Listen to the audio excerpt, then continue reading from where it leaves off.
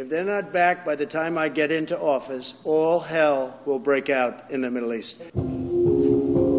যুক্তরাষ্ট্রের নবনির্বাচিত president Donald Trump সতর্ক করে বলেছেন, হামাস যদি গাজায় আটক জিম্মিদের ২০ জানুয়ারির আগে মুক্তি না দেয় তবে গোষ্ঠীটি সহ মধ্যপ্রাচ্যের ওপর নরক ভেঙে পড়বে। সংবাদ সংস্থা এএফপির প্রতিবেদন থেকে এ তথ্য জানা গেছে।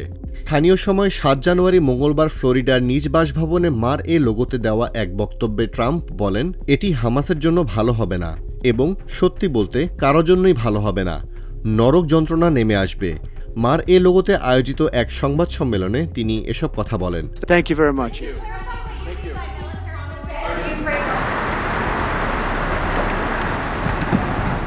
এদিকে একই দিনে দাবানলে পড়ছে যুক্তরাষ্ট্রের লস অ্যাঞ্জেলেস অঙ্গরাজ্য।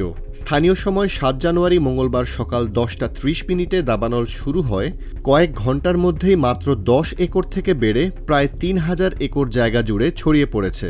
এ ঘটনায় ক্যালিফোর্নিয়ার গভর্নর গ্যাভিন নিউসম রাজ্যে জরুরি অবস্থা ঘোষণা করেছেন। এ পর্যন্ত ৩০,০০০-এরও বেশি মানুষকে সরিয়ে নেওয়া হয়েছে এবং প্রায় ১৩,০০০ ভবন দাবানলের আগুনের ঝুঁকির মধ্যে রয়েছে।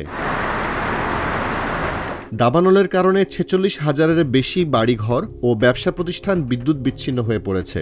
দাবানল নিয়ন্ত্রণে Los Angeles fire department LAFD আপ্রাণ চেষ্টা চালিয়ে যাচ্ছে।